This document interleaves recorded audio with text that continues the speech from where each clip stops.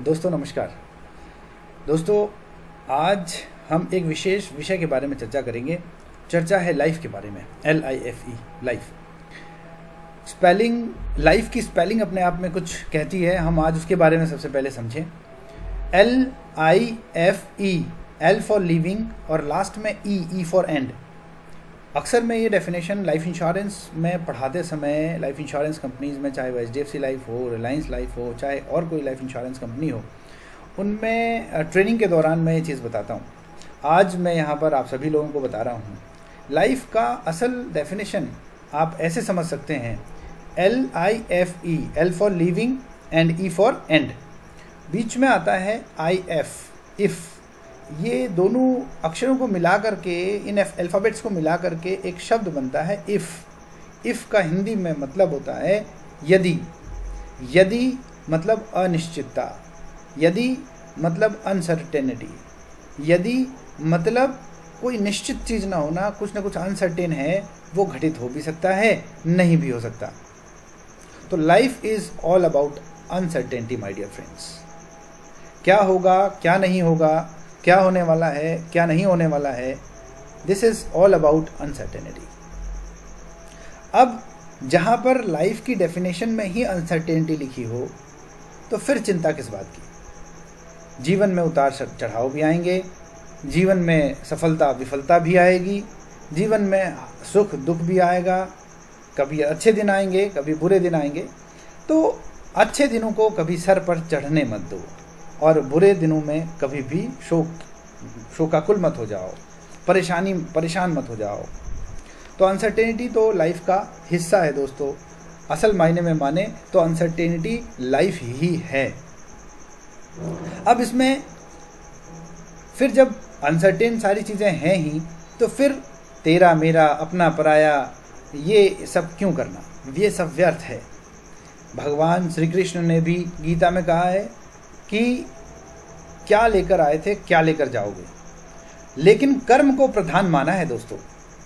कार्य हमेशा करने के लिए प्रेरित किया है। भगवत गीता को जब भी आप पढ़ेंगे तो आप पाएंगे कि वहाँ पर कर्म करने के लिए प्रेरित किया गया है।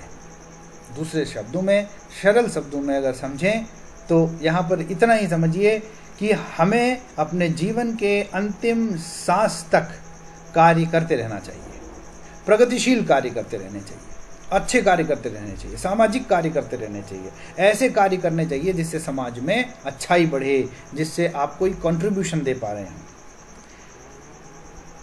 कंट्रीब्यूशन बहुत इंपॉर्टेंट है किसी भी व्यक्ति का समाज के प्रति। तो हर व्यक्ति की अपनी एक नैतिक जिम्मेदारी, उत्तरदायित्व तो बन जाता है कि वो इस समाज में कुछ न कुछ कंट्रीब्यूट करते रहें और निरंतर कार्य करते रहें, रुके नहीं, थके नहीं। इतिहास गवाह है दोस्तों। इतिहास में बहुत सारे ऐसे शूरवीर रहे हैं जिनका सर उनके धड़ से अलग हो गया, लेकिन फिर भी वो लड़ते रहे। ऐसा कैसे हो सकता है? ऐसा सिर्फ दृढ़ इच्छा शक्ति से होता है। यदि आपने ठान लिया है, सोच लिया है, सफलता पाने के लिए आपने इरादा बना लिया है। अभी 2 दिन पहले मैं एक सेमिनार में था, वेबिनार में था इनफैक्ट, और वहाँ पर मैंने एक प्रश्न पूछ लिया। वेबिनार भगवत गीता का था। मैंने उनसे पूछा कि सर मुझे ये बताइए प्रभु जी कि मेरी इच्छा और मन ये दोनों क्या अलग अलग हैं या एक ही हैं? तो मुझे जवाब मिला, मुझे उत्तर ये मिला, इच्छा और मन एक ही हैं। यदि आपकी इच्छा है किसी कार्य को करने की, आपका मन नहीं है उस कार्य को करने का, ऐसा हो ही नहीं सकता। उन्होंने कहा ये इच्छा है कार्य करने की, ऐसा नहीं है। आपका विचार और मन और विचार और इच्छा हो सकते हैं। यानी कि आपका विचार है कि आप इस काम को करें और आपका मन या आपकी इच्छा नहीं है उस काम को करने की। तो ये 2 विपरीत शब्द होंगे, विपरीत दिशाएं होंगी। लेकिन अगर इच्छा और मन की बात करें तो ये दोनों एक ही होती हैं। उस दिन मुझे एक और ज्ञान मिला, शायद मेरे इन डिस्कशन से आप तक भी ये पहुंच रहा हो। यदि कुछ और इसमें समझना हो तो आप नीचे कमेंट बॉक्स में ज़रूर लिखिएगा और मुझसे जानकारी हासिल करने के लिए और भी आगे एलैबोरेट करने के लिए बोलिएगा, तो मैं इसको और डिटेल में आपको समझाऊंगा। दोस्तों, किसी भी कार्य को करने के लिए मेरी एक रिक्वेस्ट है आपसे कि आप उसमें अपना 100% बेस्ट दीजिए। अगर किसी काम में आप अपना 100% बेस्ट दे रहे हैं तो यकीन मानिए सफलता आपके कदम चुमेगी। और ये मैं नहीं कह रहा, ये मेरे अपने शब्द, मेरे अपने विचार नहीं हैं, ये सारा आपके भगवत गीता में लिखा हुआ है।